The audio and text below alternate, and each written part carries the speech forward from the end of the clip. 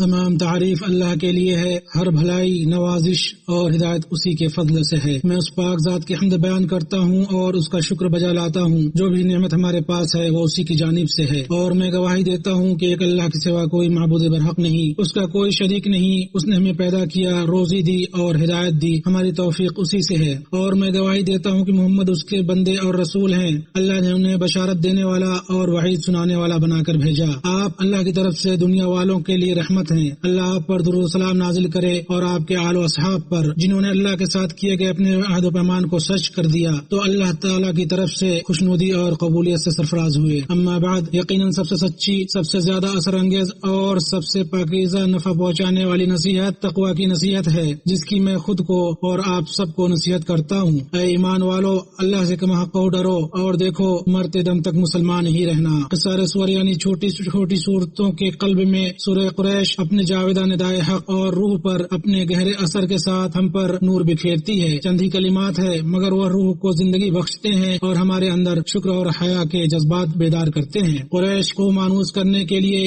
یعنی انہیں جاڑے اور گرمی کے سفر سے مانوس کرنے کے لیے، اس کے شکریہ میں بس انہیں چاہیے کہ اسی گھر کے رب کی عبادت کرتے رہیں جس نے انہیں بھوک میں کھانا دیا اور خوف سے امن و امان دیا۔ یہ آیت دل کو الہام کرتی ہے اور اس کی بصیرت کو دو عظیم معنوں پر کھولتی ہے: بھوک کے بعد کھانے کا رزق اور خوف کے بعد امن کا عطیہ۔ یہ دونوں بلا شبہ باعزت زندگی کے دو بنیادی ستون ہیں۔ جو شخص ان دونوں کو پالے گویا اس نے دنیا کی دو ایسی نعمتیں حاصل کر لی جن کی کوئی قیمت نہیں لگائی جا سکتی۔ بھوک پر کھانا کھلانے کی نعمت، بھوکمری کے زمانے میں کھانا محض غذا نہیں بلکہ وہ ایک عطا کی گئی زندگی ہے۔ ایک روٹی ہے جو کمر سیدھی کرتی ہے، ایک قطرہ پانی ہے جو روح کو تازگی بخشتا ہے، ایسی گرمی ہے جو محتاجگی کی سردی کو لباس پہناتی ہے، اور ایک عزت ہے جو فقر و فاقہ کی شکستگی کو جوڑتی ہے۔ لیکن جب انسان اس سے محروم ہو جائے تو اس کا میدان نہیں بلکہ اس کی عزت نفس بھوکی ہو جاتی ہے اور اس کی انسانیت مرجھا جاتی ہے۔ خوف کے بعد امن کی نعمت، یہ وہ سکون ہے جو زندگی کو اپنی آغوش میں لے لیتا ہے۔ وہ رات کا اطمینان ہے جس کے ساتھ دل کو قرار نصیب ہوتا ہے۔ ماؤں کی گود میں سونے والے بچوں کا اطمینان ہے، اور یہ احساس ہے کہ کل آنے والا ہے جس میں خوف نہ ہوگا۔ انسان رات کو سوئے گا تو کوئی ڈر اسے نہیں ستائے گا، اور صبح بیدار ہوگا تو کوئی فکر اسے پریشان نہیں کرے گی۔ امن و امان ایک نعمت ہے جو اس نعمت سے مالا مال ہے۔ اسے اس وقت اس نعمت کا احساس ہوتا ہے جب وہ اسے دوسروں کے پاس مفقود پاتا ہے۔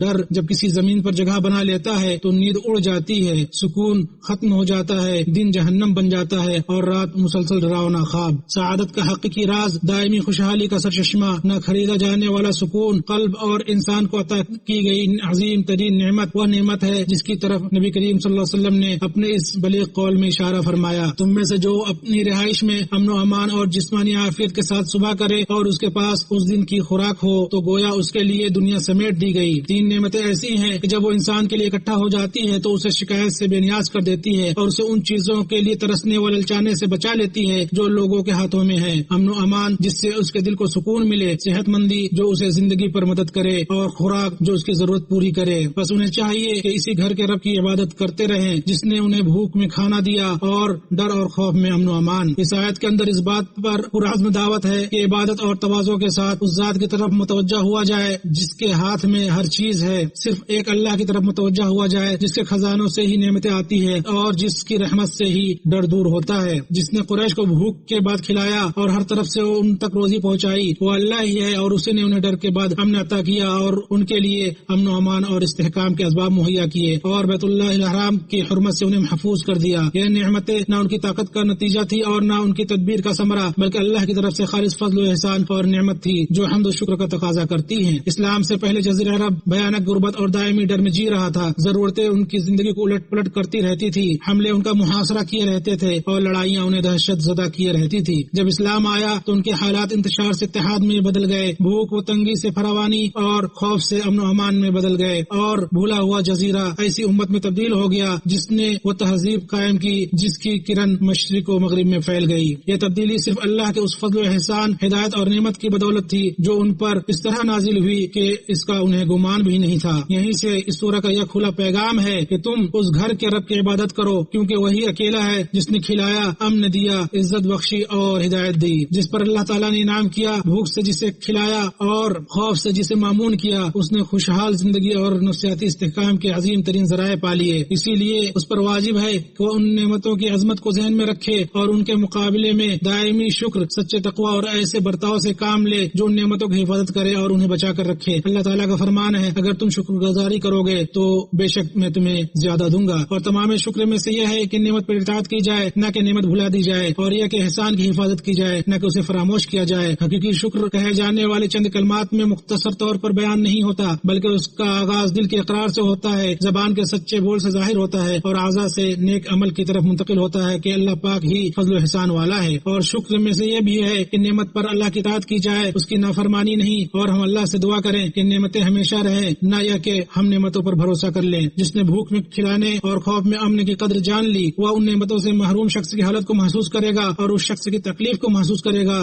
جو روزی نہیں پاتا اور امن سے برابر نہیں ہوتا۔ اس سیاق میں ہم روتے ہوئے دلوں سے فلسطین میں اپنے لوگوں کی حالت کو مستحضر رکھ سکتے ہیں، اور ایک ایسی امت کی حالت کو جس کا درد سے دم گھٹ رہا ہے، غذا نہیں، امن کا پتہ نہیں، اور صورتحال اور زیادہ تنگ ہو گئی، یہاں تک کہ دم گھٹ گئے ہیں۔ بھوک اپنی انتہا کو پہنچ چکی ہے اور اس نے ان گردنوں پر اپنی تلوار سونت دی ہے جو درد سے کمزور پڑ گئی ہیں، جسم مرجھا گئے ہیں اور پیاس و محرومی سے حلق خشک ہو گئے ہیں۔ اس درد کے سامنے زندہ دل اور وہ نفوس جو فیاضی کا مطلب سمجھتے ہیں معتمد سرکاری چینلوں کے ذریعے حرکت میں آتے ہیں اور کھانے، دوا اور پانی کے ساتھ سچے ہاتھ بڑھاتے ہیں تاکہ ان کی مدد کریں جنہیں بھوک نے نڈھال کر دیا ہے، ان پر مہربانی کریں جن سے زندگی کے ادنا ترین وسائل اور عناصر بھی چھین لیے گئے ہیں۔ یہ وہ لمحہ ہے جس میں سچائی کا امتحان ہوتا ہے، جس میں نیتیں آزمائی جاتی ہیں، اس میں ہمارا بھی حصہ ہونا چاہیے۔ مسئلہ فلسطین کی حمایت میں اس مبارک ملک کی قیادت کا مؤثر کردار اور باوقار موقف سب کو معلوم ہے۔ بین الاقوامی فورم پر اس کی حمایت اور بااثر موجودگی کے ساتھ ساتھ علاقائی اور عالمی کانفرنسوں میں جاری اقدامات کے ذریعے فلسطینی عوام کے جائز حقوق کے دفاع، ان کی ثابت قدمی کی حمایت اور ان کے مسئلے میں انصاف کے لیے مملکت لگی ہوئی ہے۔ اللہ تعالیٰ کا فرمان ہے، پاک ہے وہ اللہ جو اپنے بندے کو رات میں مسجد حرام سے مسجد اقصی تک لے گیا، جس کے آس پاس ہم نے برکت دے رکھی ہے اس لیے کہ ہم اسے اپنی قدرت کے بعض نمونے دکھائیں۔ یقیناً اللہ تعالیٰ خوب سننے والا، دیکھنے والا ہے۔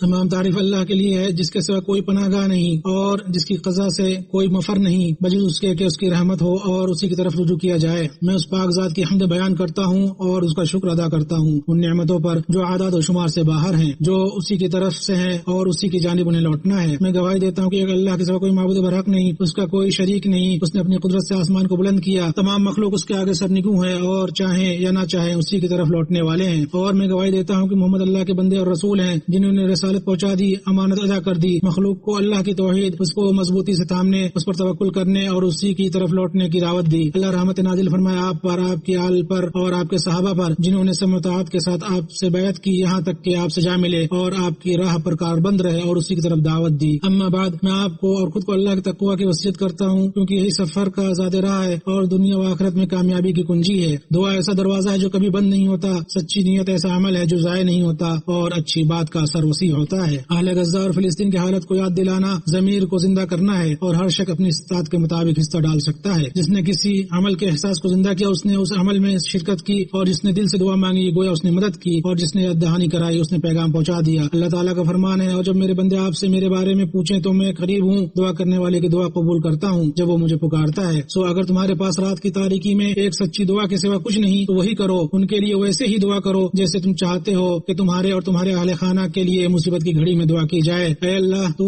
ان کا ساتھ دے اور انہیں اپنے سوا کسی اور کے حوالے نہ کر۔ اے اللہ، اے کمزوروں پر رحم کرنے والے، اے مصیبت زدوں کے مددگار، اے جلد دعا قبول کرنے والے، اے وسیع رحمت والے، ہمارے فلسطینی بھائیوں کا ناصر و مددگار اور سہارا بن جا۔ اے اللہ، وہ بھوکے ہیں انہیں آسودہ کر، وہ خوف زدہ ہیں انہیں امن دے، وہ منتشر ہیں انہیں اکٹھا کر، وہ کمزور ہیں انہیں طاقت دے۔ اے اللہ، ان کے پاس تیرے سوا کوئی چارہ نہیں، تیری رحمت کے بغیر ان کی کوئی طاقت نہیں، تو انہیں بھوک سے نجات دے اور خوف سے امن عطا فرما۔ اے اللہ، ان کے شکستہ کو جوڑ دے، ان کے فوت شدگان پر رحم فرما، ان کے بیماروں کو شفا دے، ان کے غائب لوگوں کو واپس لے آ اور انہیں عافیت و سکون کا لباس پہنا۔ اے سب سے زیادہ رحم کرنے والے، ان پر نرمی فرما۔ اے اللہ، ان ظالموں کو گرفت کر جنہوں نے ان پر ظلم کیا، ان کے بچوں کو قتل کیا اور جنہوں نے ان پر زندگی کے دروازے بند کر دیے۔ اے اللہ، تجھے کوئی طاقت عاجز نہیں کر سکتی، تیری فوج کبھی شکست نہیں کھاتی اور تجھ پر کسی مظلوم کی فریاد مخفی نہیں رہتی۔ اے طاقتور اور مضبوط رب، ان کے لیے انتقام لے۔ اے اللہ، ہم تجھ سے جلد اور دیر سے آنے والی معلوم اور نامعلوم تمام بھلائی مانگتے ہیں اور ہم تیری پناہ چاہتے ہیں جلد اور دیر سے آنے والی معلوم اور نامعلوم تمام برائی سے۔ اے اللہ، ہم تجھ سے خیر کے آغاز، اختتام، مجموعہ، ابتدا، انتہا، ظاہر اور باطن کا سوال کرتے ہیں اور ہم تجھ سے جنت کے اعلیٰ درجات مانگتے ہیں۔ اے اللہ، ہمارے دین کو درست کر دے